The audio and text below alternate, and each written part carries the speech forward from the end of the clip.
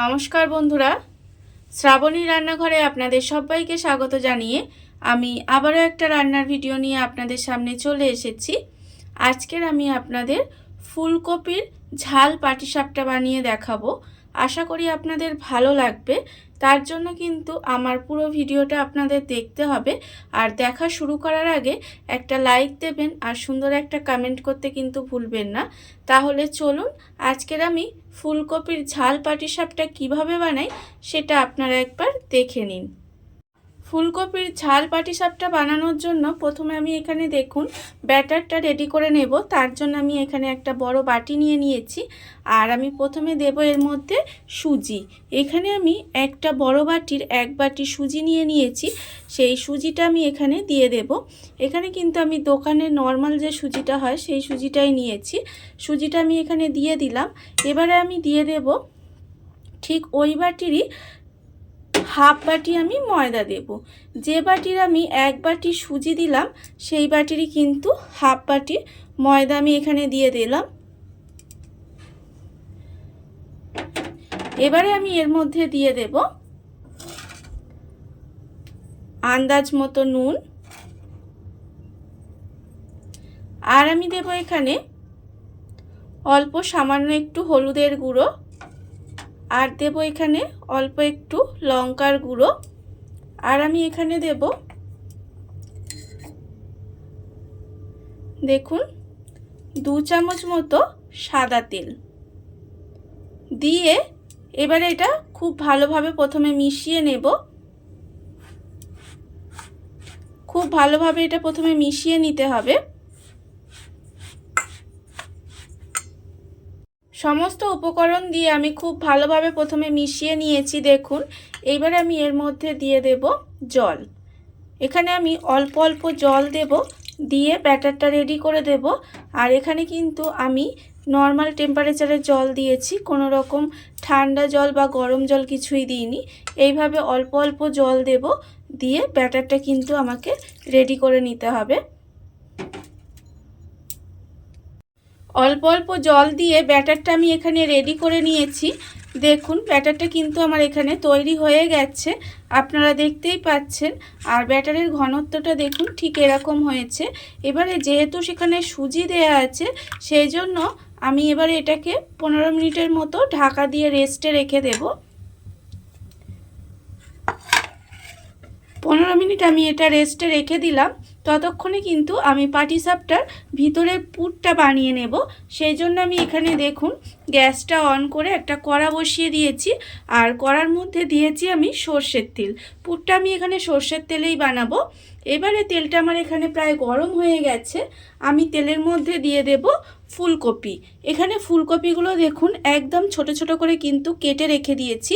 আর এটা আমি গরম জলে একটু নুন দিয়ে তারপরে ফুলকপিগুলো ভিজিয়ে রেখেছিলাম, যাতে এর মধ্যে কোনো রকম পোকামাকড় থাকলে সেটা বেরিয়ে যায়। ফুলকপিগুলো কিন্তু আমি এখানে ভাপিয়ে নিইনি, দেখে নিশ্চয়ই বুঝতেই পারছেন। আমি একটু গরম জলের মধ্যে দিয়ে তারপরে জল থেকে তুলে নিয়েছি। এবার এই তেলের মধ্যে প্রথমে ফুলকপিগুলো দিয়ে দেব। তেলের মধ্যে আমি এখানে ফুলকপিগুলো দিয়ে দিয়েছি। এবারে ফুলকপিগুলো আমি একটু উল্টে পাল্টে নেব। আর এই সময় কিন্তু আমি এখানে দিয়ে দেব আলু।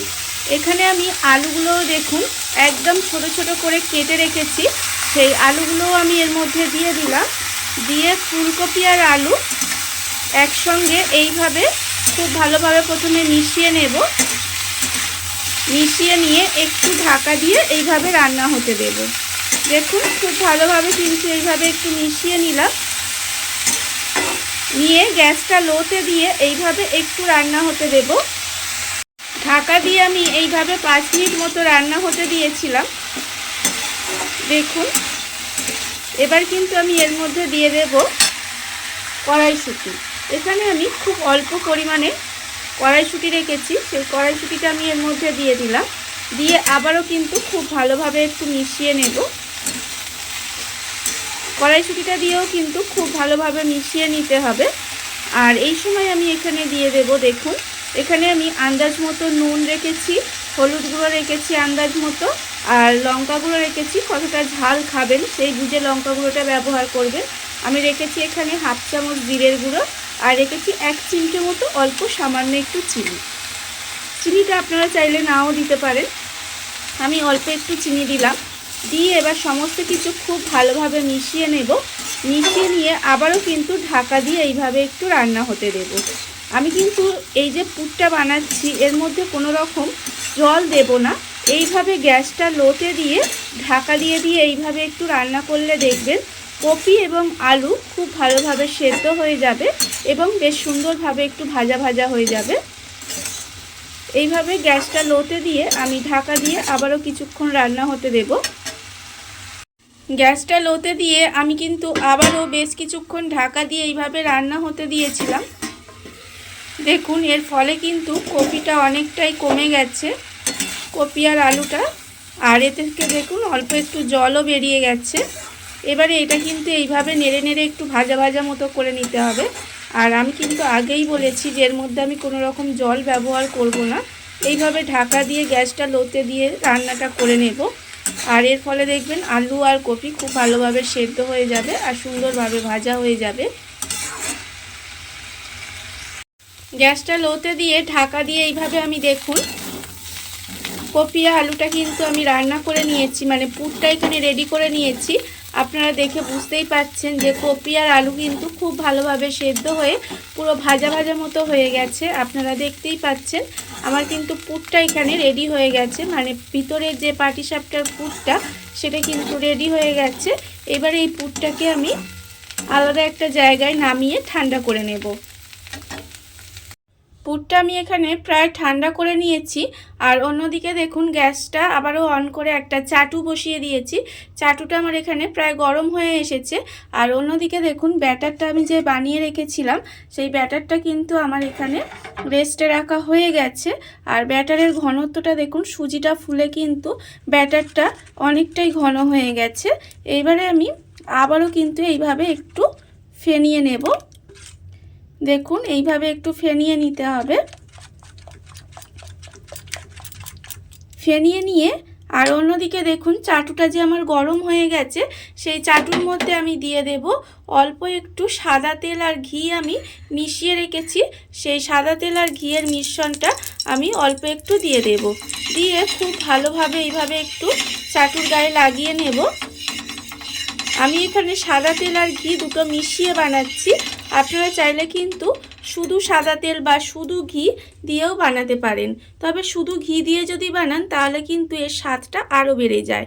এবারে আমি এই অল্প অল্প হাতায় করে ব্যাটার নেব, নিয়ে এর মধ্যে দিয়ে দেব। এইভাবে অল্প অল্প ব্যাটার নিয়ে দিয়ে দিলাম, দিয়ে হাতা দিয়ে এইভাবে একটু ঘুরিয়ে দেব। এইভাবে আমি পাটিসাপটাগুলো বানিয়ে নেব। দেখুন এইভাবে একটু ঘুরিয়ে দিলাম, দিয়ে এবারে কিছুক্ষণ অপেক্ষা করতে হবে, যতক্ষণ না পর্যন্ত ওপরটা বেশ একটু সুন্দরভাবে টেনে যায় ততক্ষণ একটু অপেক্ষা করব। ওপরটা দেখুন বেশ একটু শুকনো শুকনো হয়ে এসেছে। যখন দেখবেন এইভাবে একটু শুকনো শুকনো হয়ে এসেছে তখন কিন্তু আমি এর মধ্যে অল্প অল্প পুর দিয়ে দেব। এইভাবে লম্বা করে যেভাবে পাটিসাপটার পুর দেয় সেইভাবে কিন্তু আমি লম্বা করে পুরটা দিয়ে নেব। এইভাবে সুন্দর করে পুরটা দিয়ে নিতে হবে। দিয়ে নিয়ে তারপরে কিন্তু আমি ভাঁজটা দেব। ঠিক এইভাবে ভাঁজটা দিতে হবে। দেখুন এইভাবে ভাঁজটা দেব আস্তে আস্তে। আর এটা কিন্তু খুব সাবধানে করতে হবে, যেহেতু আমি চাটুতে করছি তাই প্রথম একটা দুটো কিন্তু এইভাবে একটু সাবধানে করতে হবে, না হলে কিন্তু ছিঁড়ে যাওয়ার ভয় আছে সেই জন্য। আর তাওয়ায় করলে কিন্তু এগুলো খুব সুন্দর হয়, আপনারা নিশ্চয়ই জানেন। আমি এইভাবে পাটিসাপটাটা দেখুন আমার প্রায় হয়ে এসেছে। আমি এবার একটা জায়গার মধ্যে তুলে নেব। এইভাবে তুলে নিলাম। আর আমি কিন্তু আবারও এই একইভাবে পাটিসাপটাগুলো বানিয়ে নেব। তার জন্য আমি চাটুতে আবারও অল্প সামান্য একটু সাদা তেল আর ঘিয়ের মিশ্রণ দিয়ে দিলাম। দিয়ে এইভাবে খুব ভালোভাবে চাটুর মধ্যে বুলিয়ে নিতে হবে।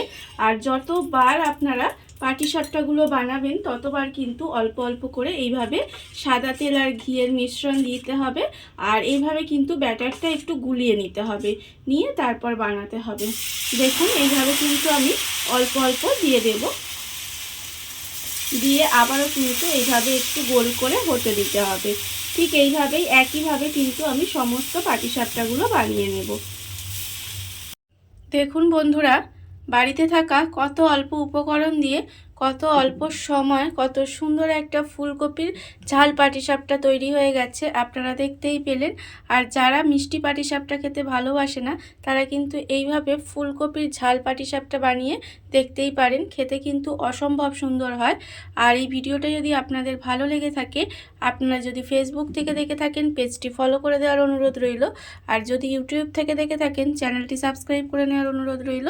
তাহলে চলুন ভিডিওটা আমি এখানেই শেষ করছি। আপনারা সবাই ভালো থাকবেন, সুস্থ থাকবেন। আবারও হাজির হব নতুন কোনো রান্না নিয়ে।